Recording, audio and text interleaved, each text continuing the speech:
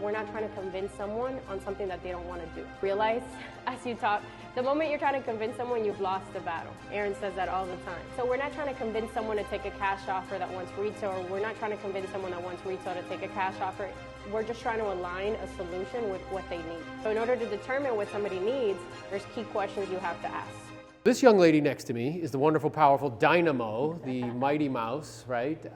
Miss Idalis. And I had the good fortune of working with Idalis personally as her coach for 3 years. She's very persistent, and the only thing she wanted to talk to me about every single time was role playing. That's all she wanted to talk to me about. Because what I've learned in this business is that the leads aren't the hard part. You just turn on the spigot, leads come. Yeah? What's the hard part? Who wants to tell me? Converting. Converting is a skill. It's what to say and how to say it. Now, the thing about skills is I would love to be able to outsource push-ups to the Philippines and I get diesel. That would be awesome. Is that the way skills work? No, you have to acquire them over an extended period of time, yes? The only way you can truly know something, knowing in Greek means to have a direct experience with, yeah? Is that the same as watching on YouTube? No.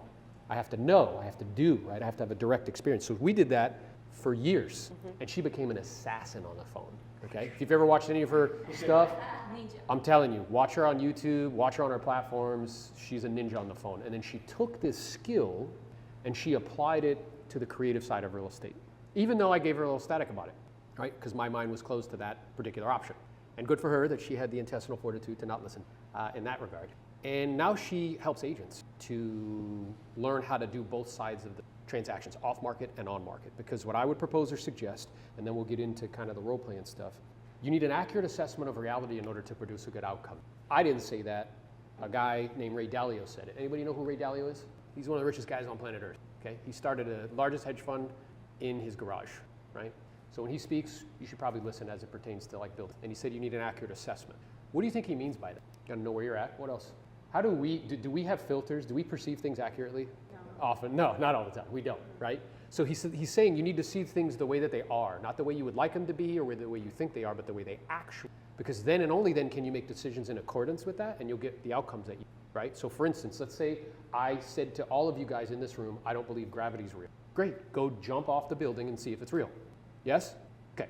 So what's the reality of the marketplace that we're in? For whether it's on the creative side or on the retail side. The reality of the marketplace that we're in is we went from 6.5 million transactions to 3.9 million. That's persisted for 3 years in a row.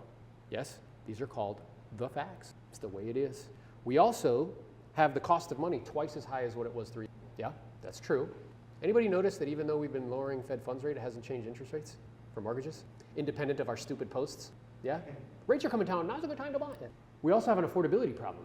To go back to the affordability of 2016 to 2019, one of three massive things would have to happen.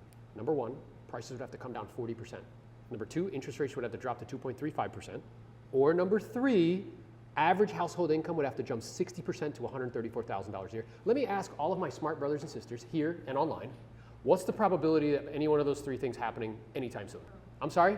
Now, when I start to have this conversation with people, people are like, well, you know, I thought this was going to be a positive, uplifting. But remember, Ray told us what? You need an accurate assessment of reality in order to produce a good outcome. Yes? That's what's true. So in that environment, if the question is what lead sources should I be focused on?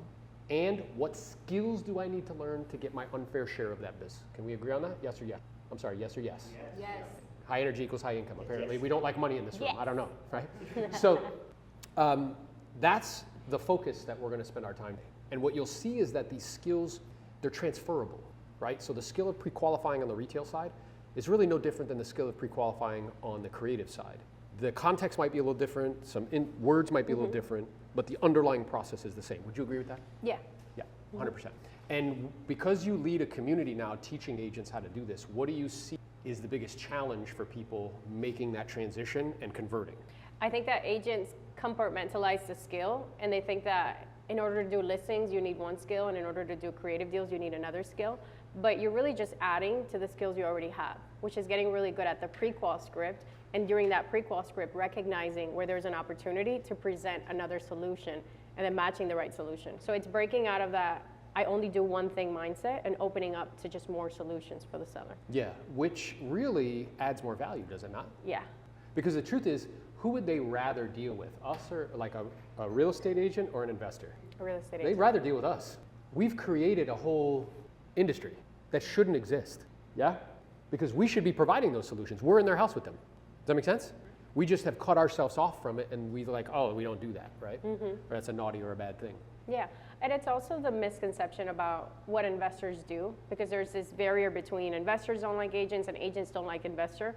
One of my missions in life is to eliminate that barrier and make it to where there's synergy. Because at the end of the day, we work with sellers, motivated sellers, and we add value. So we do the exact same thing. So if we can blend both worlds, we'll be able to serve sellers at a higher level. I agree with that 100%. So let's get into the actual like kind of conversion, because that's what we really want to know about. Because we can have conversations with you about like what lead sources are working, whether it's probate or cash offer leads, or do you have, cold callers that are calling, making cash offer leads on your behalf. Eventually you're going to have to speak to them, and eventually you're going to have to convert. And what I believe to be true, and I'm watching it happen with people in our organization who are implementing this strategy, is that the model is the following. You put all of your leads in a funnel: probates, past client centers of influence, cash offer leads, pay per lead, Facebook leads, whatever you're doing. You get really, really good at asking surgical questions, right? Around motivation, time, decision makers, to determine what are we actually interested in. Is this retail or is it? If it's retail, we were just speaking, right? You've been doing wholesale for 7 years. And up until now, until this point, retail hasn't been something that you've really paid attention to or focused on. He avoids it, which is so fascinating to me, right? And I shared with him where I had this epiphany, this awareness. I was at an investor event. That's where I saw you, right before you partnered with us. And all these people came up to me and they're like, yeah, I do wholesale. And I'm like, okay, great. I do like 20 deals a month. Awesome. You must be making like 200 offers a month. Yes. How many listings are in there? They're like, I don't know, maybe like 10. I'm like, what do you do with them? Nothing. Do you realize the average commission is $15,000? You're leaving $150,000 a month on the table by being like, I don't do that. I'm an investor. Like, right? It's silly. And then the retail people would come up to me and be like, hey, I do like 100 deals a year. Great. What do you do when somebody wants an off-market deal? Nothing. I have an investor that I give it to. It's like, why are you doing that? So I believe that that's the model of the future. But in order to, like we were discussing, in order to really take advantage of that model and get your unfair share of the business, I have to get really, really good at the conversions. Yeah. And that's what we're going to jump into. Yeah. So the process of qualifying a lead is the same, whether it's an investment or a listing. And I heard you talk about you just do wholesaling. We had to have a big shift in mindset because we were doing just listings for a really long time, and then we transitioned to just doing wholesaling for a while, and then we realized we had that same kind of mindset shift of what are we doing with these other leads.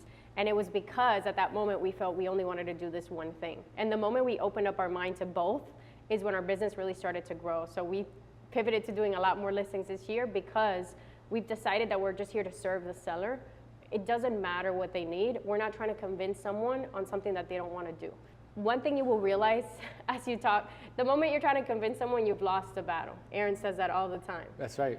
So we're not trying to convince someone to take a cash offer that wants retail, or we're not trying to convince someone that wants retail to take a cash offer. We're just trying to align a solution with what they need. So in order to determine what somebody needs, there's key questions you have to ask. Number one is motivation. What's going on, right? And it's very simple. Hey, Mr. Seller, what even has you thinking about selling the property? Simple question, right? And then from there, this is where it requires a higher level of skill because a lot of agents stay surface level. Oh, I'm looking to downsize. Great, I have enough information. I'm ready. I'm ready. Because I know, because what it is it's kind of like everything's a nail. So like, if you have a hammer, everything looks like a nail. So everybody's trying to like smash. I'm actually not interested in what you're going to do, is what that demonstrates. I don't really care. But by saying like, well, we're looking to relocate. Okay, and if you don't mind me asking, when you say relocate, is that somewhere locally? You're looking to go somewhere out of town? And they're like, well, out of town. Okay. And then I'm curious, like if, and I'm clear that as an if you guys did decide to move out of town, like how would your life improve in some way? What would be the benefit to you personally? Like you keep digging around motivation, right? To find out sincerely what are they trying to do. And you said something before which I think is really important because I noticed that it had an impact. I think if okay, so how many people have this belief? Salespeople solve problems. Do we have that actual belief? Okay. Salespeople actually are around and in our lives to help us. And do we have that belief? Yeah. You're the only one being honest. Some people are just saying, you're the only one being honest. So like what I'm aware of is like, I think we harbor this belief internally. I personally view that sales is a noble profession. It's no different than like the salespeople are to the economy what screenwriters are to Hollywood. Yes? But the pivot goes away from what you just said, which is a big pivot. Because 65% of us grew up in families that live paycheck to paycheck. So because of that, we heard things like money doesn't grow on, eat all the food on your, and a penny saved is a penny. Yeah, which is not true, it's just a penny. And if you want something done right, you need to do it your. So, Wow, it got to wherever you were. That's amazing. Isn't that interesting? But think about that mindset. And we're infusing that into conversations with people. And if we're not careful, I'm actually not interested. I'm interested in what's best for me. So the pivot becomes, hey, we're going to go over some options and choices. And whatever you decide, I'm going to support you 100%. I'm completely unattached to the outcome. And that was probably difficult for you at first, no? it's full transparency. I mean, as a salesperson, like we want to close and we get overly attached to this concept of who we are as closers and we get deals. And that's the wrong way to look at it, because then it puts you in that frame where like you're going to close no matter what. And you're going to just do whatever needs to be done to get the sale versus serving. You know, I've shifted a lot of my conversations and the way I talk to people, being curious about their situation versus having an idea of what I want to do. Which from a real estate standpoint, if we want a listing, we're going in hard. Like, I'm going to get a listing signed today. And that energy comes off. And what if you're having a listing conversation and the seller's like, look, I don't want to list because I don't want people walking in and out of the house, because I had a seller once that had like 10 cats. Every time I have to show the house, if I gotta take care of my cats, and what if one of the cats leaves? It sounds silly, but for them, that was something that was like, they didn't want to deal with that. So for them, having just a cash buyer where they knew it was one person and it was gonna close and their cats were taken care of, we had to relocate the cats. Like, these things happen, right? That was more important for them. But if I had come into that conversation with like, I'm gonna get a listing no matter what, there's a difference between objections and like real concerns that the sellers has. An objection is like, what's your commission? That means they're like ready to do business with you. We just have to understand the commission component and then we can close. But like, I just don't want to list the property because I don't want that process. That's different. That's not an objection. It's like That's a condition. You're not listening. You're not listening to me. Yeah. That's right. And if you notice, if you kind of reflect, like if you think as we're saying this, like how many times have you not listened to someone? They're telling you, I don't want to do that. And you're like, yeah, but I would, like, here's how it can work. And here's, like, you're not listening to me. Yes? And having the ability, because if I'm one-dimensional, I don't have the ability to go anywhere, right? So instead of, like, when somebody reaches out on, like, a cash offer lead, and we get into motivation, but prior to getting into motivation, it sounds like you've reached out, you know, with regards to getting your home sold. Just so I'm clear, because whatever you decide is perfectly okay, we can help either way. Would you prefer to sell it on the open market, or would you prefer to sell it off market? And then shut up. And then they'll tell you. They'll be like, well, I don't know the difference. It's like, well, okay, and then you get into the difference. And then we start to go down the path of motivation. Yeah.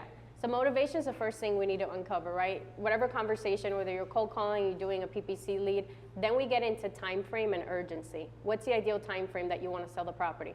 That gives us a lot of information. And what would that sound like? Hey, what's the ideal time frame you want to sell the property? Yeah, ideally in terms of what you want, because that's what's most important. Simple. How soon would you like to get this property sold? Yeah. Simple. Right? So there's a series of answers, right? It could be 30 days, 60 well, and then I'm days. curious, 30, 60, but then let's say, because most agents stop there. Let's say somebody says, well, I want to sell it quick. What's important about selling it quick? That's a question that a lot of agents miss, because you could get a lot of information. So here are key components for a cash offer, right? Speed, right? It's either convenience or speed, or maybe the house needs a lot of repairs, or there's a really difficult situation that they're going through financially where they need to sell it and they can't wait. So time is crucial when it comes to determining what's going to be the best fit. So if they say quick, you can't just move away to the next question. You got to linger there and spend some time there. Got to linger and dig. So tell me a little bit more about that. Like, if you don't mind me asking, if you are getting in situations where people are like, why is that important? It's because you're peppering them with questions in a staccato way. So if I was to walk up to Camila and be like, hey, why'd you wear that shirt? Why'd you wear those earrings? Why are you doing this? Why are you doing that? Immediately you're gonna be like, what are you doing, bro? Get away from me. Yeah? So these bridges, if you don't mind me asking, hopefully I'm not being too straightforward, right? The more you're willing to share, the better equipped I am to provide you with more information that could be helpful or useful. And that's my intention in asking, so I'm clear what's important about selling it quickly. Quickly, what does that mean to you? Quickly, is that if we got you an offer that was cash and can close in 5 days? Or is that within the next 30 or 60 days? Yeah, and time allows you to be able to match them with the right solution, because if they've got a lot of time, they want to sell the property, but there's no real pool emotionally, financially, there's no distress. Like, the key word is distress. If there's distress, a lot of times the cash offer is going to be the best fit. Not all the time, but a lot of times. If there's distress and they need to sell quickly, now you got to align them with the right solution, which is a cash offer. So Quickly could mean I need to sell in 2 weeks because I'm about to lose my house and I'm about to go into an auction, right? In that instance, as an agent, even if you were the ninja of the agents, you're not gonna get an offer in 2 weeks and you're not gonna be able to speed up the process where they don't lose their house. So maybe quick for them means I need to close in 2 weeks because I'm about to lose my house. And you're trying to list it, you're doing them a disservice, and I've seen it happen where the agent goes in, let me list it, I can get you an offer quickly. In that moment where you're in a high stress situation, it's not about getting an offer quickly, it's about working with an investor that understands the procedures when someone's going into auction, how to stop the sale, we need to get an attorney involved, like there's layers to that type of service. That's right. Yeah, so motivation, time frame, and then the other piece is price. This is where a lot of people get stuck, is on the price component. Like what can I offer? But why do they get stuck? Because one, they don't know how to ask price. Two, they don't know how to get the seller's real asking price. So what are they doing wrong? They're going too quickly into, so rules of sales, right? You can't pitch until you know what the situation is. Wait, stop. Is everybody clear on that? What do? We pitch before we even know what's going on. Yeah. Here's what I can do for you. Here's all my wares. Yeah? But like we don't even know what's going on. Imagine going to the doctor, right? And you're like, my head hurts. He's like, brain surgery. You're like, nope. I think you need to do some more testing before you determine that. Yes? Yeah. But that's what we do, no?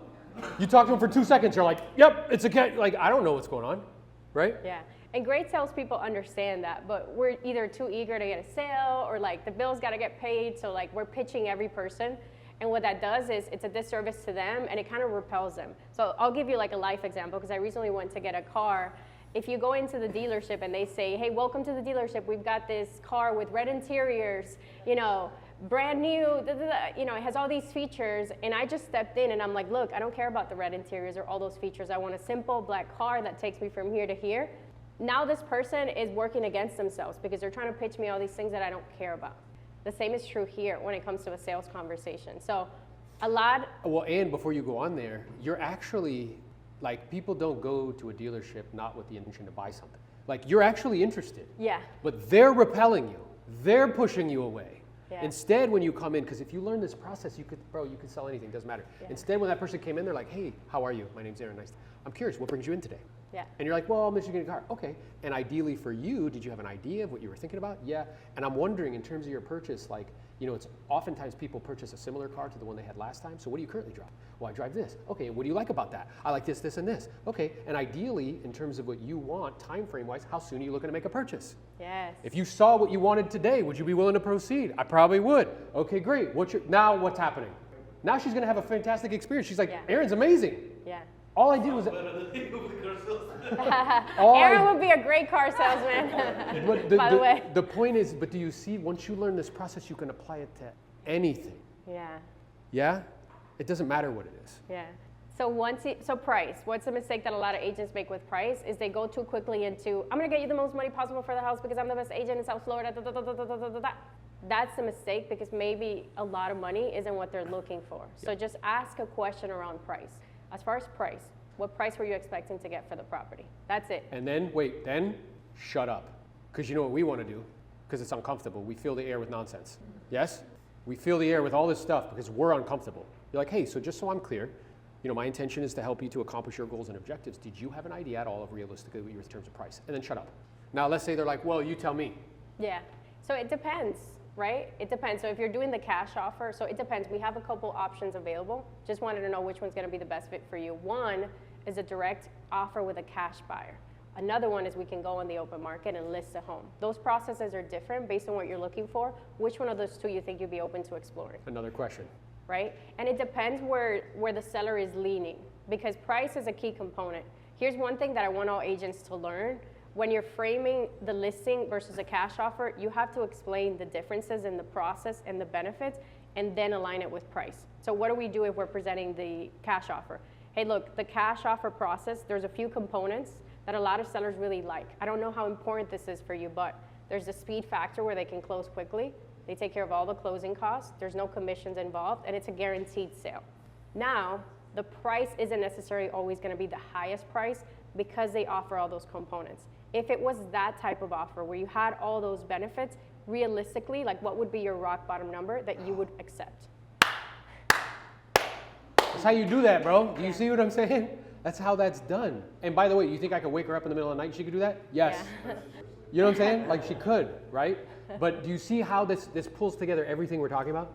She's framing it. There's frame, message, message objective. I'm framing it before I give you the information, but also, did she tell you the price yet? What do? Verbally vomit. This is what I think we could do, yeah? Instead of letting them sift through, well, I guess if I didn't have to deal with that, and she's given the benefits as to why you would even consider that. And by the way, as she's doing that, what popped up in my brain immediately, are you gonna know with a high degree of probability if that's the thing they're interested in after you find out motivation and urgency and timing? Yes. Right, yeah. So what you could do is, like, let's say they answered all that motivation timing, so it's like, yeah, one option is the cash offer, and it kind of sounds like, based on what you've been kind enough to share with me, it might actually serve you best, you know, based on your desire for speed and efficiency, and here's how that works. Exactly. Right? Yeah. So there's a difference between I want a cash offer, because every seller wants a cash offer, and I'm realistic about what a real cash offer looks like. And that's the frame that we have to put the seller into, which a lot of agents fail. Because we're training a lot of newer agents and they're like, oh, they said they want a cash offer. And then when I always go back to what's the motivation, what's the time frame. You know what's funny? It reminds me of like when me and you used to role play. She would hop on calls and be like, yeah, like this is gonna, like, I'm telling you this is gonna be a thing. And I'd ask her like 3 questions and she'd be like, oh, this isn't. I'm like, yeah. She just didn't know what questions to ask. Yeah. And now they're doing the same thing. Yeah. So it's a process of understanding. It always goes back to motivation and time frame. So the same thing with the when you're going into the listing side of it, if I know in my heart that the cash offer is not the best fit because the house is in perfect condition.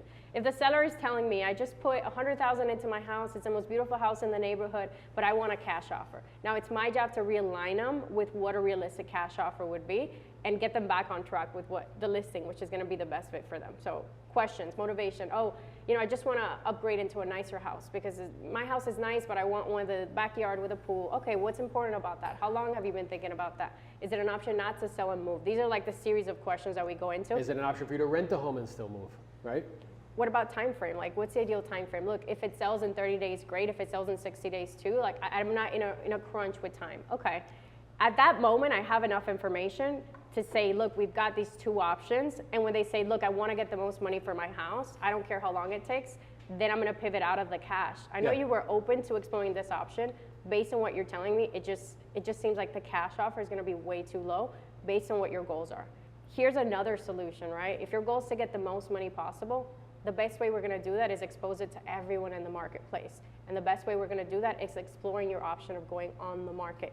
Now, I don't know if it makes sense, but would you be open to having a conversation? Just like that, and that's how you transition, yeah? The way Jose does it is he'll even say like, well, you know, it sounds like going, like, the thing that's the most important to you is maximizing value and getting top dollar. The best way to do that is to get in the open market. So my suggestion to you is if you have an agent that you know, like, and trust, you should call them and tell them that you want to list the property. You're like, wow, he says that to them? Yeah, because how attached to that outcome is makes them much more open to what he's about to say. He's like, what's also true is I am a licensed real estate agent. I've been selling real estate here in, you know, in Oxnard, California for, you know, 10 years. We do over $80 million a year in volume. So I can help you maximize value on the open market if you're open to working with me in that capacity. Is that something you'd be open to, right? And so no matter how you do it, but that's how we're transitioning from one to the other. But the key ingredient that I just want to, like, 7 times said is once heard. So I know I have to say something 7 times before you hear me once. The key ingredient, you have to know fully what the situation is. Yeah. It's kind of like the analogy that comes to mind is imagine you're in the supermarket and like you happen to like really love pickles. So everybody who comes in, you're like, bro, you gotta get these pickles, you gotta get these pickles, you gotta get these pickles, you gotta get these pickles. People are like, bro, I don't want pickles. Like, I didn't come here for that. Yes? So instead, you become the purveyor of the supermarket, and instead you have all of these. I have novations on one aisle. I have wholesale on another aisle. I have sub 2 on an aisle. I have retail on another aisle.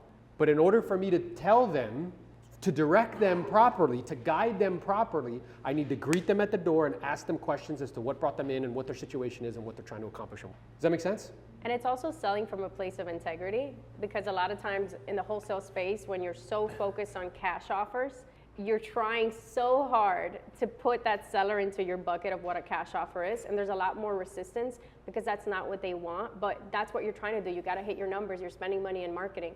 So there's like a lack of integrity sometimes when you're pushing so hard to get that done, versus when you're okay with whatever outcome, whether it's the listing or the cash offer. It's a lot easier. There's a lot less resistance because you're just aligning them with a solution, and you make money both ways, right? That's right. And I think what it ends up doing is it cultivates trust, because I'm unattached to the outcome. I don't care what we do. Like whatever you decide is okay. And you begin perceived as a guide to help them to solve their problems. What I find very interesting is the number one determining factor as to whether or not somebody says yes to an opportunity is not the feature, it's the person that brought it to them. So that's really what it's about. So by having this conversation, asking questions, what am I demonstrating to you? Like, have you ever been at a party and somebody talks about themselves for like ever?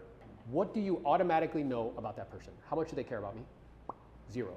What do we do with salespeople? Verbally vomit about ourselves all the time. Well, don't you know, I sold this amount of home. Oh, I sold that home to your neighbor, right? We're just verbally vomiting about ourselves, which is just ego, like it's dumb.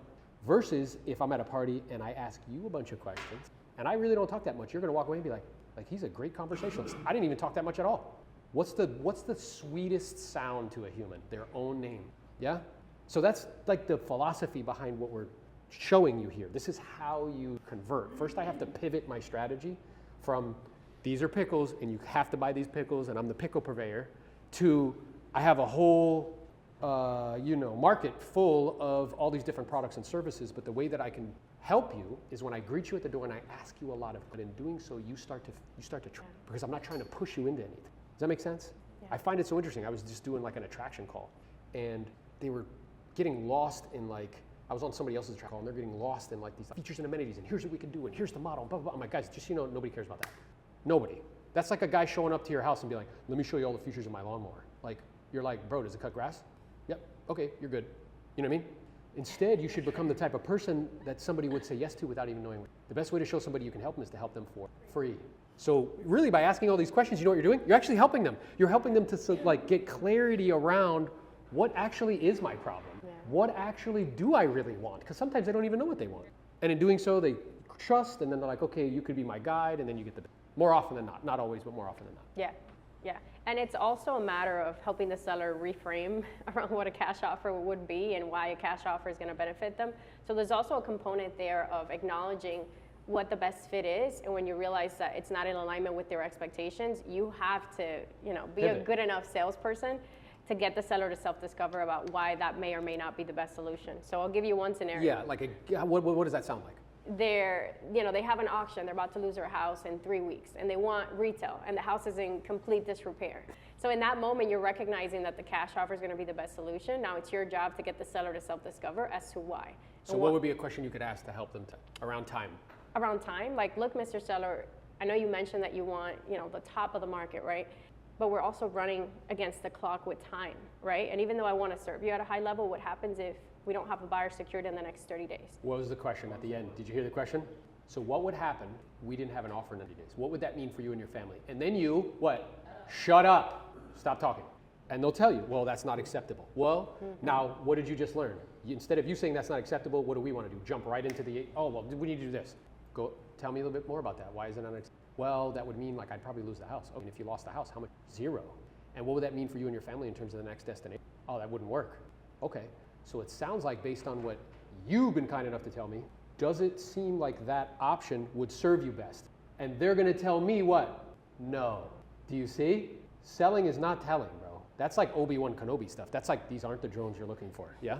Selling is getting you to tell me, but that's a skill, right? And it requires a lot of patience, because a lot of times too, when we have a lot of product knowledge, like I do, it's a process of getting yourself to not throw out all the product knowledge and giving yourself the space for the seller to respond. Because right now you guys are learning the product knowledge, so you don't know what to offer. So you're really good at asking the questions. But once you know, you're like ready, like I know what the answer is.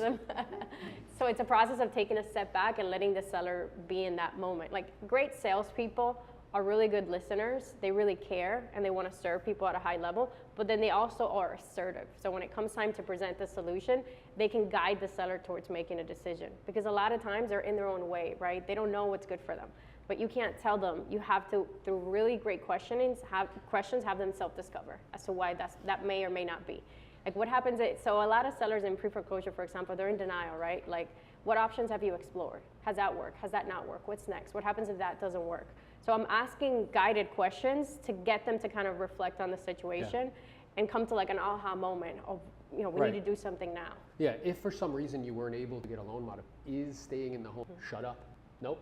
What do you think the probability that you is? How many times you attempted to get it? How long have you been waiting for it? What would happen if we were still here 60 days from now and you still didn't get it? And if the property does foreclose, how much equity you get? So let me ask you a question, and I mean this lovingly. I'm just curious, like from your perspective, does that seem like a realistic option? And then be quiet. They'll tell you, but that's way more powerful. Guys, people will always argue my information. You know who you'll never argue with? Your own information, ever.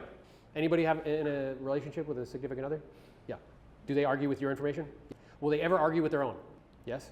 So it's learning how to ask questions to get them to tell me, right? And I agree with you 100%. It's more like with integrity. With integrity, yeah. Because there's a difference between pushing someone to do something versus guiding them and getting them to self-reflect. So motivation, we've covered that. Urgency and time. Urgency, time, and price. Those are the 4 components. Time, motivation, and price. Once you have that, that's all you need. And then you can direct them to whatever solution is the best fit for them. Now, as far as solutions, we have cash offers. That's one. Novations, that's another one. Seller finance, if we get into passive income opportunities, or subject to. Those are 4 options, or listing. So you have 5 buckets that you can choose from. Right, so if we go back to the kind of Publix analogy, or the supermarket analogy, those are the products that you have on your shelf. So there's 2 components to really execute on this model at the highest level, all the stuff in the funnel, right? One is what we're talking about, pre-qual, but the second is you need product knowledge. I need to know what pickles are on. I need to know what potato chips. So that way I can match the problem with the appropriate solution. Does that make sense? Now the amazing, fantastic, wonderful news is if you don't know how to do that, what the products are, you can reach out to Adeli's and she'll help you, right? How many people have you helped in the organization put deals together? Well, we have 290 members now in the community, but in the organization, I mean, we helped over like 40 members. Do deals? Yeah. And how much revenue did that produce for the agents? Some of them have made 6 figures off of just one deal. That's crazy. They didn't even know how to put it together. Do you understand? They just were doing the pre-qual and they're like, holy smokes, this is like a creative deal. Didn't know the products, didn't know what was on the shelf, brought it to Adeli, she helps them. Okay, this is what this is. She makes a little bit of money, they make way more money, seller's happy, everybody's good. And it's a great opportunity for agents to expand beyond just being agents. I think one of my biggest frustrations with agents is they want to do more deals, but it's very short-term thinking. They're not thinking where they're going to be in 5 years, 10 years. So through these conversations, you're going to come across opportunities for yourself to build a portfolio, to start creating passive income, to build wealth. Investors are really great at that because they've got the focus, right? They're talking to these sellers and they know there's these opportunities that maybe I can start picking and choosing for myself. And that's the beautiful thing about it, because what's starting to happen is like that. So let's say somebody has a deal, they don't know what to do, they want to keep it for their portfolio, but they don't have the money. Well, there's somebody in the community who has the money, and you guys can do a JV, and you do a deal together, and now you're building wealth together. You see what I'm saying? Yeah. That's the vision, and that's what's starting, like that's what's happening. Yeah, we want to create a community of agents that understand. So my goal is to shift from just a real estate agent, or I'm just an investor, to I'm a real estate professional, and I serve at a high level. And you're doing cash deals, you're doing creative deals, you're building your portfolio, you're serving sellers through listings, so it's all integrated. That's what I want to create. And agents that are not just being agents, but they're also investors and are building something for themselves and their family. Yeah, I think a key phrase is not just selling something, but does that make sense? And I think that the marketplace is demanding that agents add more value, because otherwise you'll get fired, which is what's happening to the vast majority of agents who plug in. It's not happening to them, right? What we're experiencing a lot as the market has shifted is we're getting a lot of our cash offer leads that are listed. So as an agent, if you have a property right now that's not selling, I guarantee you, your seller is going behind your back, submitting cash offer leads and having conversations with us. And you don't even know. Do you understand? I would propose or suggest they're doing that before they list as well. And you don't even know. But you get all those calls, right? And he can tell you. He gets them all the time. So what I'm aware of is, imagine he wouldn't get that call if I presented it to him. They wouldn't even call him. Does that make sense? And you can be having that conversation if it's been sitting on the market and you've talked about price adjustments. Like, well, you have a couple options that you have at your disposal. I'd like to review them with you. Whatever you decide, I'll support you 100%. One is we continue to do this with a high degree of probability. We're going to get the same result. You know, we would have to adjust the price. The marketplace is showing us that that's what would be required if we wanted to sell. Or we could go this route.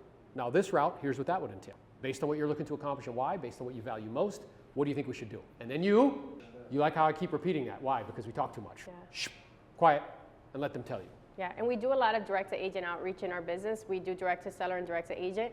And a lot of times, the reason why a lot of deals don't get done or close on the MLS is because the agent is unwilling to have a conversation with the seller about the offer. Right, they just refuse to present it. There's a whole guy on TikTok right now who makes like $3 million a year making fun of agents where he does it live, and they won't present the offer. They get all pissy about it, mad about it, whatever. You probably follow that guy. Yeah. So, but like, who's doing that? We are.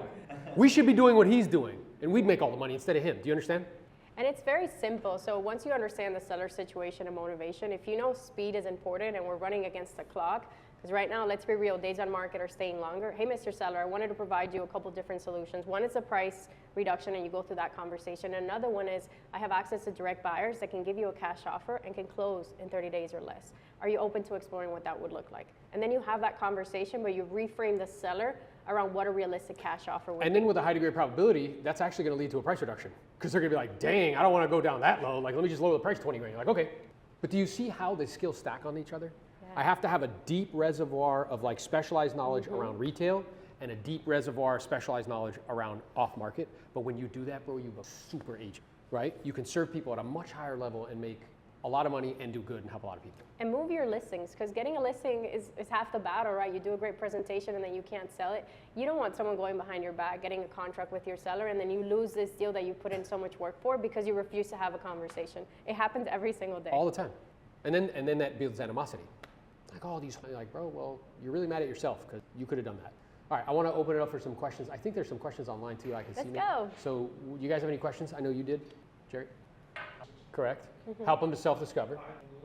Here's a caveat to that, though. So the caveat to that is like in a broad sense, self-discovery. But I also know because I've done the homework what's reasonable. It's kind of like a doctor if they showed you your kind of blood work and they're like, you purely decide what this means. Yeah? That's what that would be like. So yes, I include them in the process. I help them to self-discover.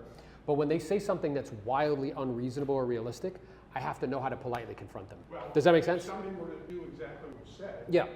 No, I wouldn't do that because what that does is that invites, we're fighting now. You know what, and with your tonality, do you know what it sounded like? You're a complete idiot. You're the dumbest person I've ever met. Acting like an idiot. I know, but but here's what's interesting. So that's like, if we're not aware, so this is an instrument, just so you know, right? Salespeople, I mean like, let's say plumbers. Plumbers have wrenches, they have like tools, right? What's our tool as a salesperson? My words, my tonality, my body language, right? So I immediately in your tonality got condescending and it's like, you're dumb, okay? So instead of that, I'd be like, okay, well, I guess I'm curious, right? Because I'm aware that the seller's hat is different than the buyer's hat. So if we were to put on our buyer's hat and if we were gonna buy this place all over again, right? Having seen what's active on the market and not selling and seen what's sold and closed most recently, particularly those two that sold in the neighborhood at 650 within the last 90 days. Honestly, everything after the word honestly has to be honest. That's neurolinguistic programming. Honestly, where do you think you would feel comfortable making an offer that you will be reflective of fair market value? When I say the word fair, do we have an insane concept of fairness in the United States? Oh yeah. If we perceive something not to be fair, somebody has to go to jail. Like, I think we all knew that rich people did things to get their kids in college. I think we all knew that, right? But then like once we really knew, people had to go to jail because it wasn't fair. Yes? So when I say, where do you think you would make an offer that you believe would be reflective of fair market value? What is happening in Camila's head? She's saying, I have to be fair. So that's the politely pushing back part. And that's a skill. Does that make sense? And then let's say he pushes back again. He's like, well, and it's usually men who do this, by the way. So let's say he's like, well, like, I don't care what the comps say. Well, first of all, you probably didn't pre-qual good enough because he's not motivated. Yeah. Second, I'd be like, all right, and I'd circle back. I'd just ask it in a different way. It's like, okay, well, you know, again, if we look at this information, we saw the last sold for 650. I mean, you may offer a little bit more. Would you offer $1,000 more than the last closed sale? 90? Do you think you would do that? Probably not. Don't you think most buyers would feel pretty similar to you? I do. Okay, so then the marketplace, look, not me. This is so good. Look what's happening in his body. I don't like this. So the marketplace, yeah, you're doing what he would do. The market, not me, because what do I want to do? I believe, I think, I can get you. Yes? The marketplace is showing us somewhere around 650 seems to be reasonable. So now it's really just a question of how we get there. And we have a couple options at our disposal in terms of price, because price is a strategy and attempt to get the most. I'll go over those options with you. Whatever you decide, I'll support you 100%. Now we're just talking about, do we start high and come down, like at 670 and make an adjustment, or 660 or whatever? Or do we start a little bit below that with the goal and objective of getting a lot of people interested, pushing up value and getting... I want to get, because I've already qualified. Okay. Yeah. And in a week or a phone. Yeah. Yeah. I think, yeah, and I understand what you're saying.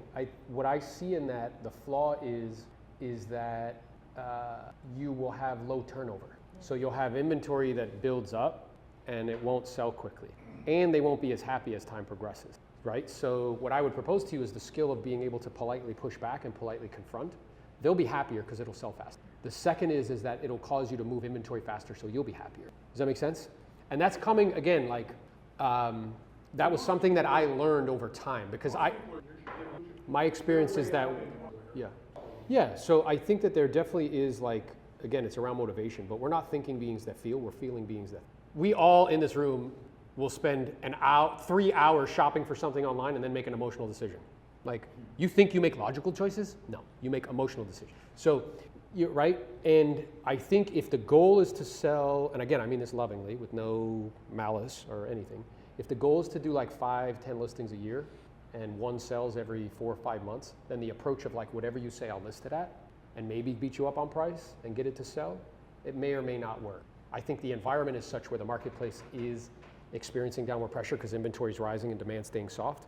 And I don't care whether you're selling cars, boats, or houses. If what you're selling goes up and the amount of people buying it stays the same, what happens to prices? They go down. So utilizing that strategy in this environment, you'll chase the market down. Where they should have been at 3 months ago when you first talked to them, you'll lower the price there 3 months later and it won't sell because the marketplace moved. And then whose fault is it that they're losing money? Because I didn't have the courage or the intestinal fortitude or the skill to help them to self-discover. Does that make sense? And I think from a mind, They're gonna be getting warm. No, you're giving way too much credit to the human race. I always say, Yeah, sure. Yeah, yeah, you have to, so I always say something like, I wouldn't represent myself, yeah, I'm gonna trust me. yeah, That's what he- sure. I feel you, because it's hard to get the price. It's a skill. skill. That's what I was going to Listen, say. I need you to know something. And again, this is to make about me. I'm not saying this to impress you. It's more to impress upon you. I was the #1 listing agent in the entire Broward County out of 20,000 agents. You know what my skill that allowed me to be able to do that was? Pricing property. That's why I was able to sell 150 homes, because I help people to self-discover where they need to be at price-wise. I had a buddy of mine who would carry 100 listings and sell 20 a month. I don't want to do that. I would carry 20 and sell 150 a year. Yeah? Why? Because they're priced right.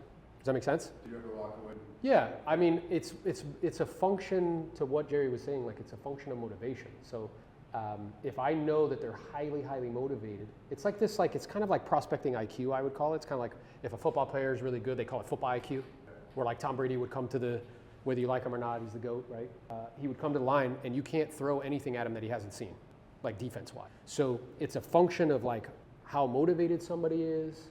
It's a function of if they're gonna be a jerk to my staff, yeah? If they're gonna hound me, like you know these things. And whenever I've made the decision that went against that, it never works out. They're always a pain, they're always a jerk, and then you're like, why am I even doing this? I don't even care about the money anymore, right? So it's more like I make a business decision at that moment, but it will not be outrageous. We might go like 20,000 above, like, you know, something. So if I would list 150 homes a year, maybe 20 of them, 30 of them would be like, maybe they start a little bit higher. But then while I'm there, I would say to them, okay, let's say that we see that the marketplace isn't responding in the next, I don't know, 10, 14 days. At that point, would you be prepared to make it? I'm asking you right now. I like it. Of course. I'm a trained professional, bro. And I would say like this, would you be prepared to make an adjustment? Like I did over there. Why? This is how you teach grown-ups. When I do this, what happened in your brain? You're like, I need to lower the price. That's right. I would tell you, Jerry, from my experience, because I did a lot of inner work and a lot of coaching around those areas, and a lot of times the things in your business that show up are things that we have to work on internally. So when it comes to challenging a prospect, when I was unwilling to do it and I would fight with Aaron like, no, but I know they're gonna lower the price, and he helped me She would hop off calls and be like, I hate that guy, hate him. He helped me work through a lot of those things. So human beings naturally don't like conflict. Like it's very rare when you have someone that's like, I like conflict. And it feels like you're attacking them or they're attacking you, and there's that conflict component of challenging their beliefs that humans don't like. So you have to look within and see, like, do you have some people-pleasing tendencies, and that's where you're moving forward with the price. A lot of women are looking at me. This is something that women naturally struggle with, is the people-pleasing. Some men too, right? No shame. But the people-pleasing, right? We feel like we're letting them down or disappointing them, and we're unwilling to challenge their beliefs. So you have to figure out if that's something that you have to work on internally, so when you're sitting in front of them, you're okay with disappointing them because it's your job. That's right. Yeah. It's my job. Like I view it as actually malpractice. Yeah. Like if I sat in front of a physician and they were like, oh, I see something, but I don't want to tell him, you get sued, like 100%. Yeah. Imagine you sat in front of an attorney, you're like, yep, I know this is probably going to happen, but I'm not going to tell you because you're going to be mad at me and you're going to call me names my mom did. Like, that's not what we expect from professionals, but there is a professional way to let you know. Yeah. Not like, how'd you come up with that? Yeah. No, that's not the professional way to do that. It's, Here's what I would propose though, because I appreciate that. My wife would say that to me, and what I would look her dead in the face and say, I'm a doctor of sales. She'd be like, yeah, you're not a doctor. And I'm like, I'm a doctor of sales. But this is bro, we're dealing with people's biggest asset. You understand that, right? The vast majority of Americans have all of their network tied up into their house. All of it. Like, that deserves professionalism. It deserves, right? The best, like a process, a procedure. Like it deserves product knowledge. It deserves, and if you can do that, and this, bro, our industry, like, bro, you need to get a 75 on a test, have $1,000 and not be a felon. That is the barrier to entry, okay? Build that rapport that so wrapped up in everything. And the house, apart, like, I don't know, it will make that. Yeah. Once they know that you are already. Right. yeah. And then you could, again, like in that price, hey, whatever you decide, I'll support you 100%. We're gonna go over the options that you have at your disposal because price is a strategy in an attempt to get the most. So we'll review those strategies and then you'll decide what you feel is best, and whatever you decide, I'll support you, fair enough. But then I frame the conversation. So it's like, yeah, we could start higher. That's totally an option. And that's not bad, because what do I wanna make it? Terrible and bad. It's not bad. It does have some drawbacks though that I want you to be clear on. The first is that it takes longer. Now you were kind enough to share with me that the reason you were selling was X and you wanted to make it happen By X. in 90 days. Well, and here's where the acting comes in, you ready? You're like, yeah, and I was thinking the way over here, like, that would mean we would have to be under contract in the next 45 days, because it usually takes 45 to 60 days to close. Have you thought about that? And they're like, no, I hadn't thought about that. So that's something to consider with regards to the strategy. You know what I just did? I took a doubt bomb grenade and I just was like, and it explodes. And they're like, holy smokes, I hadn't even thought about that. Now the other consideration is this issue of days on market. So let me ask you a question. Like, let's imagine for a moment, we walked into a home and it was the one for you. And you look at your significant other, you're like, this is the one. Like, okay, great. And then you ask me, how many days has this been on the market? And I'm like, well, it's only been on the market 4 days. There's 3 other people interested. 1 other person made an offer. If this was the home for you, what would be the probability you would make a full price or over full price offer that you get it? Would that be high? Sure would. Now let's imagine we're shopping for homes. You walk into the one, it's the one. You ask me how many days it's been on the market. It's been on the market 85 days, only had 3 showings and there's no offers. What's the probability you make a full price offer on that one? 0. So now I know you shared with me that your intention is to maximize value, so it's really seeming like, well, let me ask you, I mean, does that seem like that strategy would really serve you and your family best with the goal and objective of maximizing value and getting it done in the next 45 days? Now you tell me, I don't think so. And then I tell you, I agree with you. Then we move to the second option, which is where we position it more competitively. And in doing so, we get the most amount of money in the least amount of time, the best terms and conditions. Can I explain to you what I mean? And I go into that. And then I ask you, so based on what you're looking to accomplish your why, based on the time frame you like to make this happen in, what do you think we should do? And then you see, yeah, do you see how that's like, that's the skill instead of, how'd you come up with that? Yeah? And that will lead more often than not to them self-discovering, I need to do that. That's why I could list and sell over 100 homes a year for 10 years, because of that skill. Yeah, and the beauty about it is the same principles apply because it's real estate. It's dealing with humans, it's dealing with houses.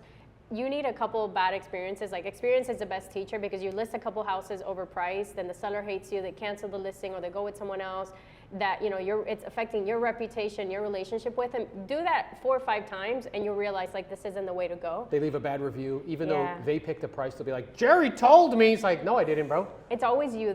So when you guide them to make a decision that's not in their best interest, they made that decision, but they have amnesia like the week after when you ask for a price reduction. Because one of the things I've learned about humans is we do not like to take responsibility or accountability for anything. Yeah. For nothing, okay? Yeah. So that what we're saying to you from like a lot of experience is that will lead to a lot of heartache and disruption. They'll be mad, you'll be mad, versus it would be a better use of time and energy. I know it requires more time and energy to stack time on top of that skill. You'll move more inventory, they'll be happier, stuff will sell more, and then you get a reputation like I did of selling more. Yeah? But he didn't do that by people pleasing. He did that by being okay with having an honest conversation and being real with people about what's realistic and what's not realistic. Because if you're building a business based on just saying yes, yes, yes, yes, you're making it harder on yourself. You're not being transparent with the seller. So Yeah. it's 2 components, Jerry. One is the skill. The other one is the mindset. And the third one is there is a scarcity component that's coming up if Yeah. we're just saying yes, yes, yes, yes.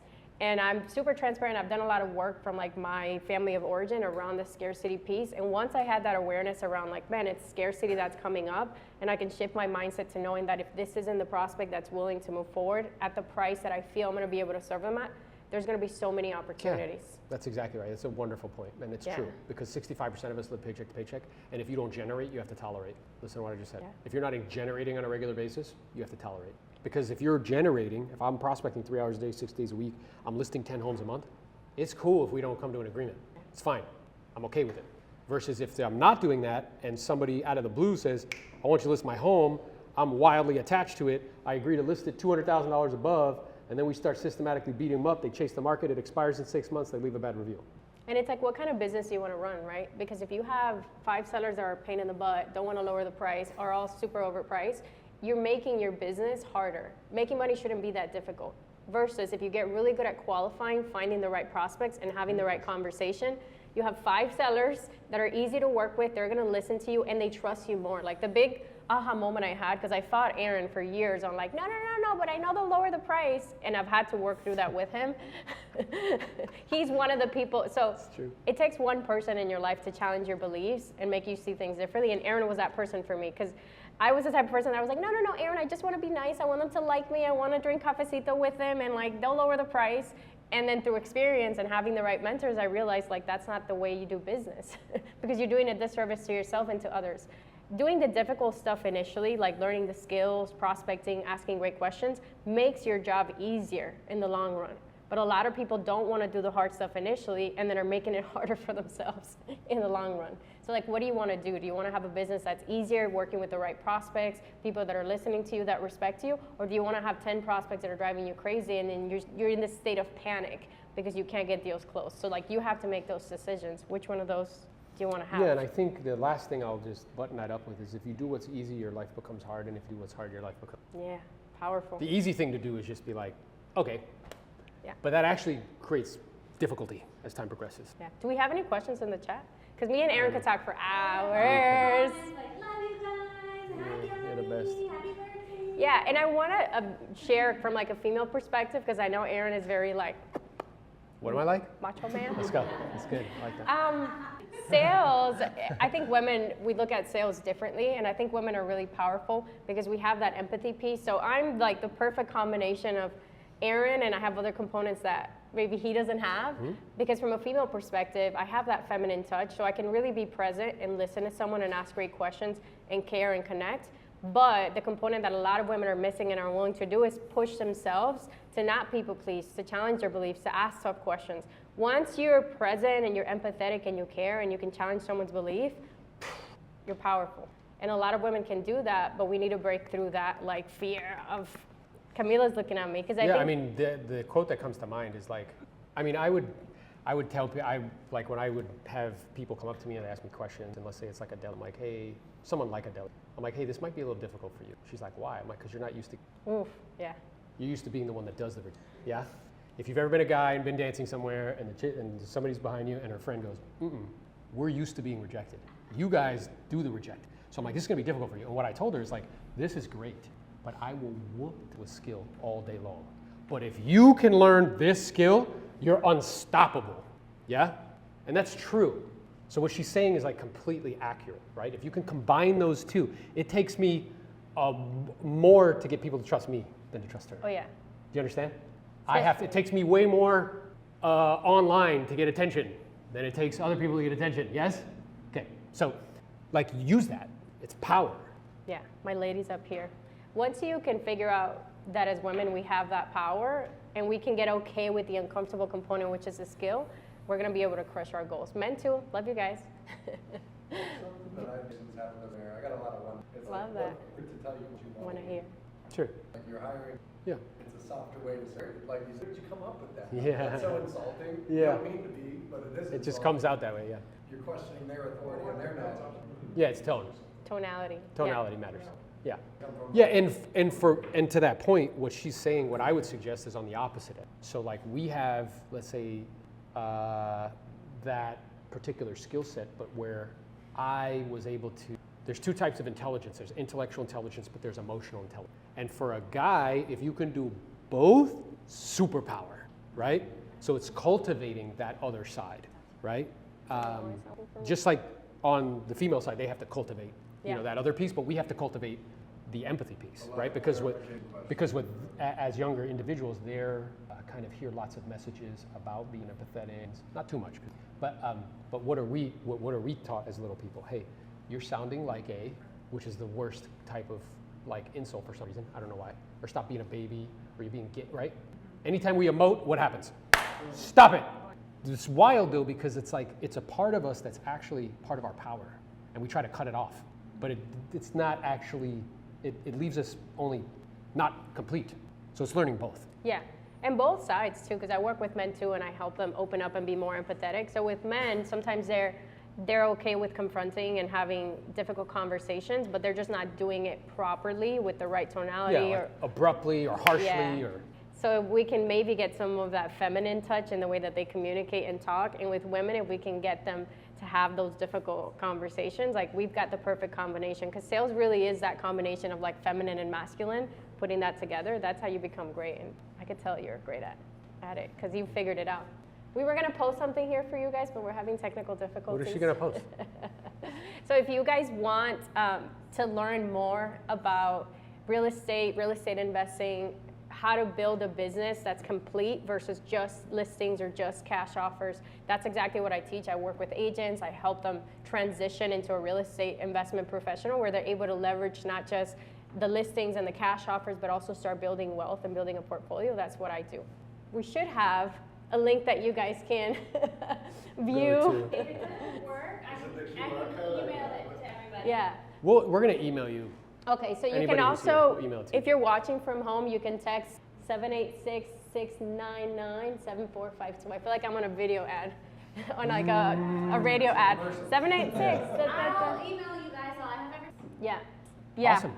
All right, awesome. Anything else to be complete? Nothing? All right, so let's do this before we complete. Everybody stand up. We're gonna end this meeting the way we end all my meetings, which is with 2 claps and a Ric Flair. If you don't know who Ric Flair is, I feel bad for you. Yep.